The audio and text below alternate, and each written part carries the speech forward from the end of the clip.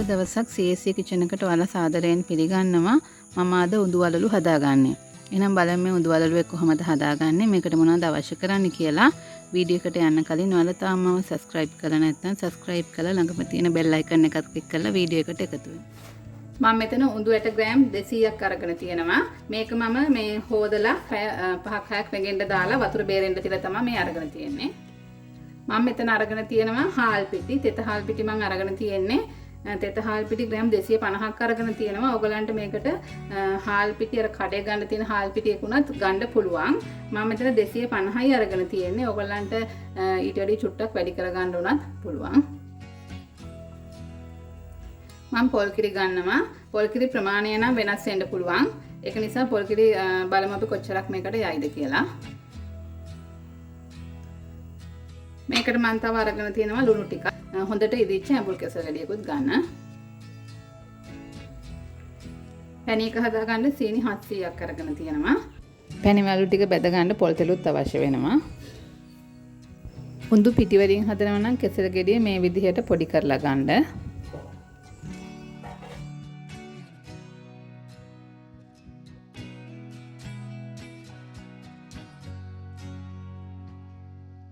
මම මේ කෙසෙල් ගෙඩියේ මේ මැද අර කළු පාට ඇට තියෙන කොටස ගන්නයි. මොකද මේක දාගත්තොත් දිය ගතිය වැඩි වෙනවා ටිකක් වෙලා යනකොට.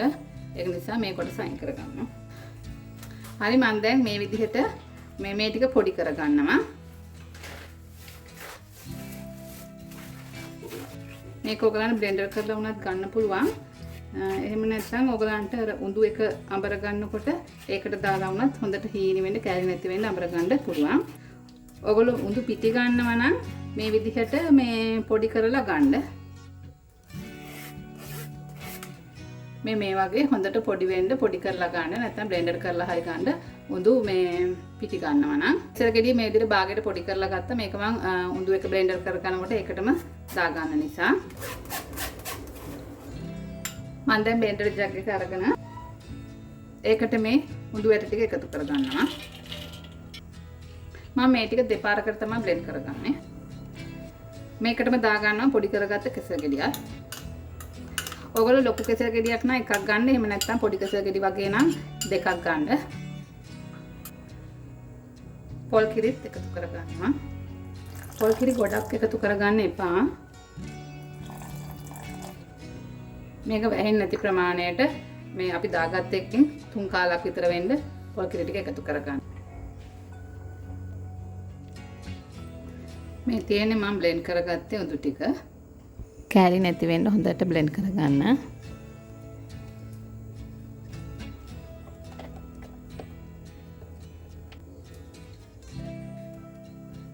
මම අනිත් උඳුට ටිකත් ඒ විදිහටම බ්ලෙන්ඩ් කරගන්නවා.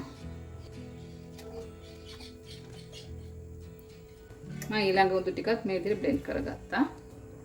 බ්ලෙන්ඩර් ජග් එකේ තිබිච්ච ටික මේ විදිහට මම පොල් කිරි ටිකක් දාලා හොදලා මේකට එකතු කරගත්තා. දැන් මුදු පිටි ටික බ්ලෙන්ඩර් කරලා තියෙන්නේ. මේක හොඳට කැලි නැති වෙන්න බ්ලෙන්ඩ් කරගන්න. මම දැන් මේකට හාල් පිටි ටික ටික දාලා කලවම් කරගන්නවා.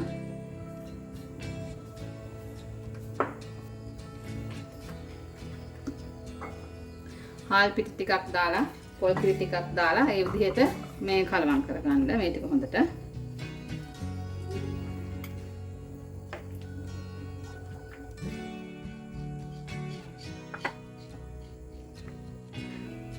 ඔයගොල්ලෝ උඳු පිටි ගන්න නම් උඳු පිටි ටික දාලා හාල් පිටි දාලා පොල් කිරි දාලා මේ විදිහටම තමයි අනා ගන්න තියෙන්නේ. උඳු ඇට 200ට හාල් පිටි 250යි අරගෙන තියෙන්නේ. ඔයගලන්ට ඒක හාල් පිටි 300ක් 350ක් විතර වුණාට කමක් නැහැ. මේ ප්‍රමාණය දාගත්තාම ටිකක් රස වැඩි.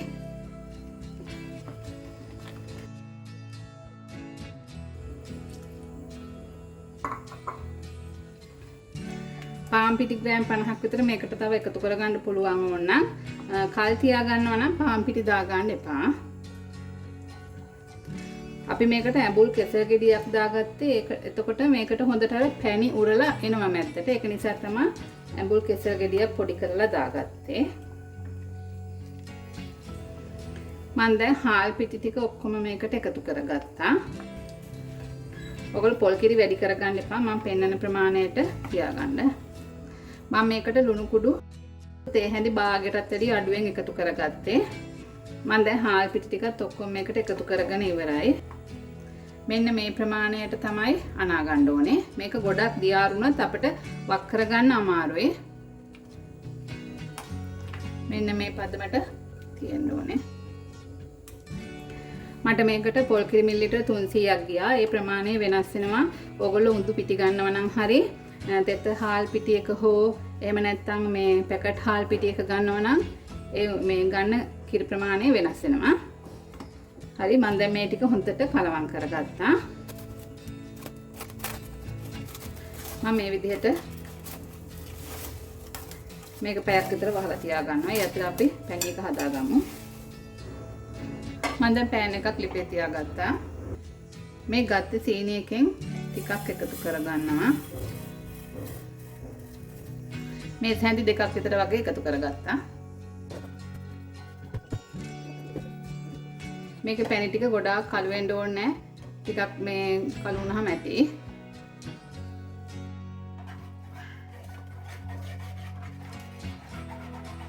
මම දැන් මේකට වතුර මිලිලිටර් 400ක් එකතු කරගන්නවා.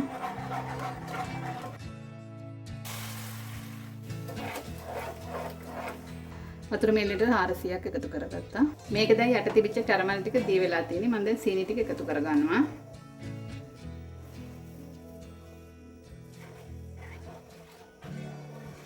පැණි එක උණු වෙලා වැඩි වුණොත් උඳුවලුළු එක වටේ සීනි මිදෙනවා. පැණි එක උණු වෙලා මදි වුණොත් ඉක්මනට උඳුවලල්ල පොඟනවා.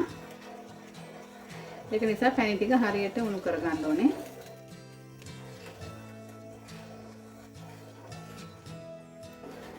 දැන් අපි දාගත්තේ සීනි ටික ඔක්කොම දී වෙලා තියෙන්නේ. දැන් පැණි එක ගානට පදමට උණු කරගමු. මේ පැණි එකට ලුණු තේ හැඳි 8 එකක් විතර වගේ එකතු කරගන්නවා.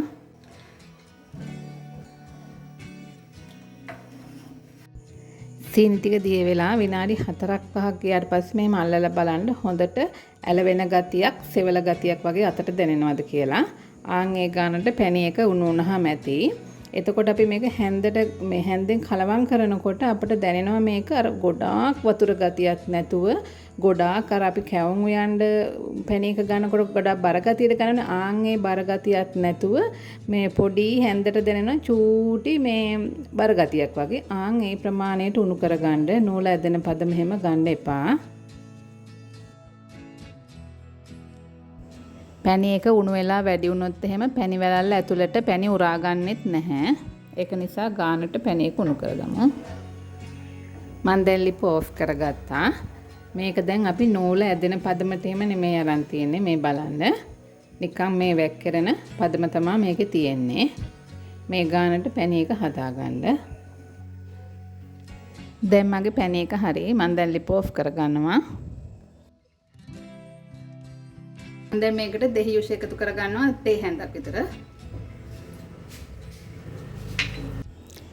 දෙහි ටිකක් එකතු කරගත්තාම සීනි මිදෙන ගතිය එහෙම ටිකක් අඩු කරගන්න පුළුවන්. හරි අපි දැන් උඳුවලු ටික හදාගමු. දැන් පැයක් විතර මේක මේ විදිහට වහලා තිබුණා.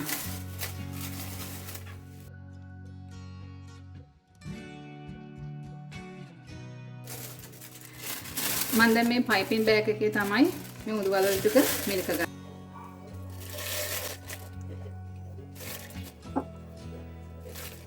මේ විදිහට පයිපින් බෑග් එකට පුරව ගන්න.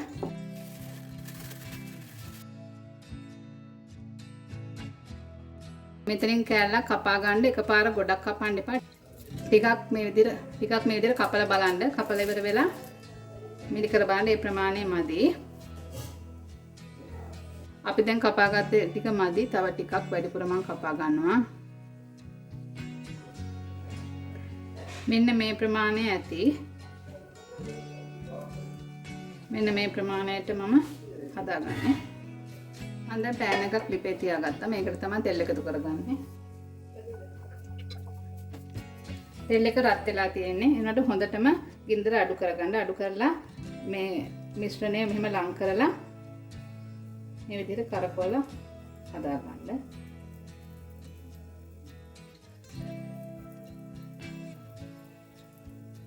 මෙහෙම මැද්දට ගන්න. එතකොට කැඩෙන්නේ නැහැ.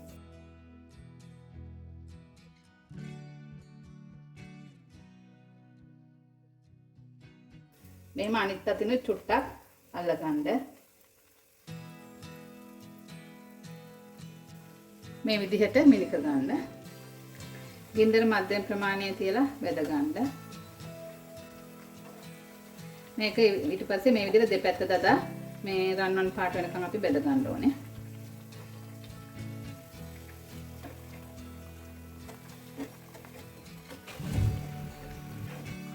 මේ ගානට බෙදුනහම ඇති.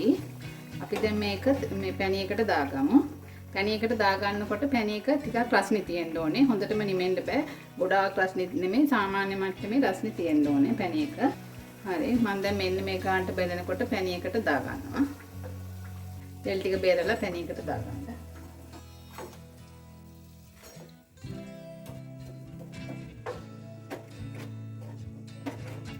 පැණියකට දාලා මේ වගේ දෙපැත්ත දාගන්න. අපි දැන් ඊගාව එකත් මේ තෙලට දාලා බෙද ගන්නකම් මේක මේ විදිහට පැණියකේම තිබුණා වේ. මම දැන් තව එකක් තෙලට දා ගන්නවා. ගින්දර හොඳට මඩු කරලා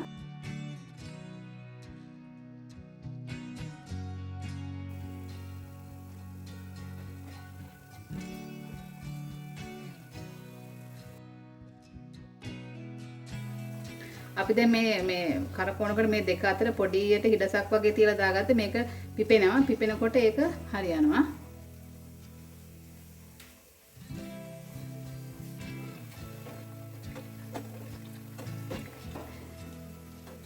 මෙන්න මේ ගානට බෙදගත්තට පස්සේ අපි දැන් පැණියකට දාගමු. බෙදගත්ත ටික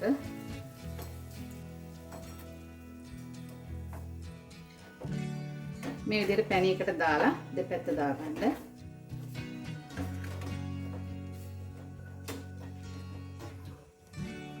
මේ බලන්න ඉස්සෙල්ලා අපි දාගත්ත ටික දැන් මේකට හොඳට පැණි ටික උරලා තියෙනවා. දැන් මම මේ ටික මේකෙන් අයින් කරගන්නවා.